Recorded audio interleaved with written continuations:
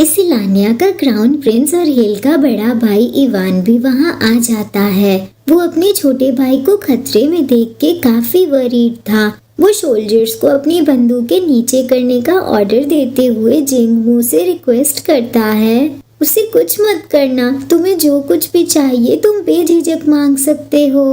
Ivan अभी ये बोल ही रहा था कि तभी जिंगमू अपनी नजरें इधर उधर घुमा के आसपास देखने लगता है कि कहीं कोई खतरा तो नहीं। तभी उसकी नजर बिल्डिंग के खिड़की पे लगी राइफल की ओर जाती है जिसका निशाना उसी के ऊपर था। अच्छे से आसपास के माहौल का मुआवना करने के बाद जिंगमू हिल को अपने कंधे पे टांगता है और अगले ही पल बालकनी से नीचे जंगल में छलांग लगा देता है। ये देख के सारे सोल्जर्स हरकत में आ जाते हैं, पर इवान तुरंत उन्हें ऑर्डर देता है कि अंधाधुंध गोलियां मत चलाना, नहीं तो तुम सेकंड प्रिंस को हर्ट कर दोगे। इसे लान्या से कोई भी जबरदस्ती भाग नहीं सकता, स्पेशली तब जब वो सिर्फ एक ओमेगा है। स्मोक बॉम्ब्स का यूज करो। ये सुन के हेड सोल्जर बोलता है, इन स्मोक बॉम्ब्स को तो स्पेशल ओमेगास को कंफ्यूज करने के लिए बनाया गया है। थोड़ी क्वांटिटी में भी इसे सूंघने से वो कंफ्यूज हो सकते हैं और यहाँ तक कि उनकी हीट साइकिल भी अपीयर हो सकती है। लेकिन सेकंड प्रिंस भी तो एक ओमेगा है, तो क्या इससे उन्हें कोई प्रॉब्लम? इवान हेड सोल्जर की बात बीच में ही काटते हुए कहता है, ये सबसे फास्टेस्ट और सेफेस्ट मेथड है। जैसे ही हम उन्हें पकड़ लेंगे तुम हिल को सप्रेसेंट इंजेक्ट कर देना। क्या तुम्हारे पास इससे बेहतर प्लान है? ये बोलते हुए इवान हेड सोल्जर को इतनी खतरनाक नजरों से देख रहा था कि हेड सोल्जर तुरंत प्लान एग्जीक्यूट करने के लिए मान जाता है। एक तरफ ये सारी चीजें चल रही थी और वहीं दूसरी ओर जिंगमू हिल के साथ जंगल के बीच में था। उसने हिल का मुंह अपने हाथ से कवर कर रखा था ताकि वो चिल्ला के आवाज ना लगा सके। साथ ही साथ उसने हिल का गला भी पकड़ रखा था और उसने हिल को एक पेड़ से टिका रखा था। जिंगमू ध्यान लगा के आसपास देखता है और सुनता है कि कहीं कोई है तो नहीं, और फिर ग्रीन सिग्नल मिलने पे हिल के मुंह से अपना हाथ हटा लेता है। हाथ हटते ही हिल जोर जोर से खांसने लगता है। खांसते खांसते उसकी आंखों में आंसू भर आते हैं। वो जिंगमू की ओर देखते हुए पूछता है, तुम सच में एक ओमेगा हो? हिल अभी ये पूछ ही रहा था कि तभी जिंगमू उसका सिर पेड़ से पटकते हुए कहता है कि बात मत करो। इसके साथ साथ अभी भी उसने हिल की गर्दन पकड़ रखी थी। हिल जोर से दर्द में कराहता है। तभी जिंगमू को कुछ अजीब सा लगने लगता है। हवा कुछ बदली बदली लग रही थी और आसपास कुछ नजर आ रहा था स्मोक जैसा। जिंगमू कंफ्यूजन में आसपास देख रहा था कि तभी हिल के कराहने की आवाज आती है, जिसे सुन के जिंगमू तुरंत हिल की ओर देखता है तो उसे रियलाइज होता है कि हिल की गर्दन रेड हो गई थी और साथ ही साथ उसका बॉडी टेम्परेचर भी बढ़ गया था। इसी बीच जिंगमू को ओमेगा फेरोमोन्स की स्ट्रॉन्ग स्मेल आने लगती है और उसे रियलाइज होता है कि ये तो एक ओमेगा की हीट साइकिल है। जिंगमू समझ जाता है कि ये इस स्मोक की वजह से हो रहा है और उन लोगों ने ही ये तरीका यूज किया है। पर अगर मैं इसके हीट साइकिल के दौरान इसके साथ रहा तो मुझ पे भी इसका असर हो सकता है। क्या हो अगर मैंने अपना कंट्रोल खो दिया तो? जिंगमू अभी ये सारी चीजें सोच ही रहा था कि तभी हिल उसे हक कर लेता है। अचानक से हिल के इस एक्शन से तो जिंगमू सरप्राइज ही हो जाता है। वो तो मन में यही सोच रहा था, क्या मुझे इसे खुद से दूर ढकेल देना चाहिए? लेकिन फिलहाल यही मेरा सबसे बड़ा मोहरा है। पर अगर मैं इसके करीब रहा तो क्या ये मुझे अंधेरे में ढकेल देगा?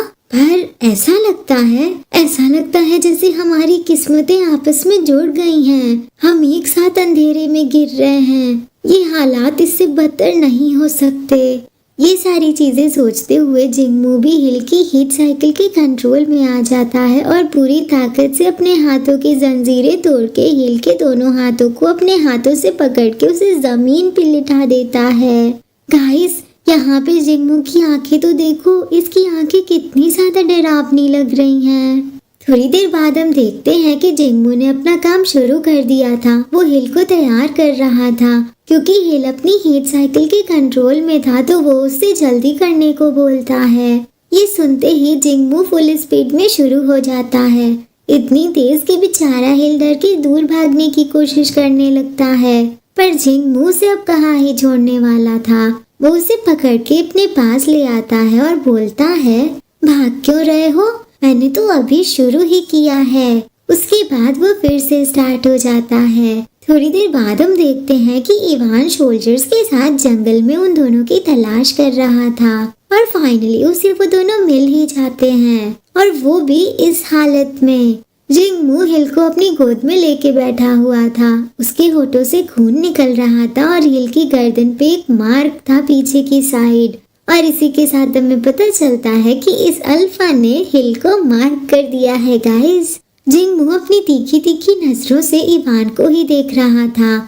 यहाँ पे सीन कट होता है और हमें अगली सुबह का सीन दिखाया जाता है, जहाँ इसेलानिया रॉयल पैलेस के अंदर हिल अपने कमरे में बेहोश पड़ा था। धीरे धीरे वो अपनी आंखें खोलता है तो उसके सामने इवान, फादर और ओवन नजर आते हैं। इवान वरीड होके बोल रहा था, क्या तुम उठ गए? क्या तुम्हें कहीं भी अनकंफर्टेबल फील हो रहा है? क्या तुम कुछ खाना चाहते हो? तुम्हें पानी चाहिए?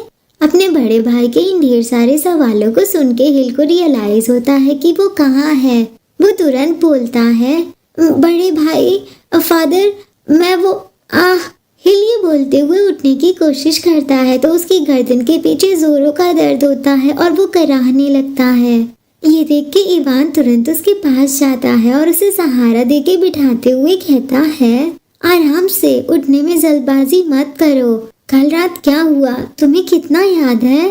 हिल अपनी गर्दन को सहला रहा था। इवान का सवाल सुन के वो कल रात जो हुआ उसे याद करता है, जिससे उसका चेहरा लाल हो जाता है। वो जवाब देने में काफी हिचकिचा रहा था। तभी उसके फादर यानी कि इसेलानिया एम्पायर के किंग यूली बोलते हैं, हिल, तुम्हें एक कैदी ने मार्क कर दिया है। फादर की बात सुन के हिल कल रात के इंसिडेंट को याद करके खुद से कहता है कि ये मेरी ही लापरवाही थी जो कि बेहद शर्मनाक थी। मैं ही खुद को रोक नहीं पाया। ये सब सोच के वो बोलता है कि मुझे याद है। फादर इवान की ओर मुड़ते हुए बोलते हैं, इस तरह का इंसिडेंट हो गया इवान, ये तुम्हारी लापरवाही है। इवान अपनी गलती मानते हुए कहता है, जी हाँ, ये मेरी ही गलती है। मुझे टाइम रहते ये एहसास नहीं हुआ कि वो ओमेगा के वेश में एक अल्फा था और मैंने स्मोक बॉम्ब का गलत इस्तेमाल किया, जिससे इस तरह की अफरा तफरी मच गई।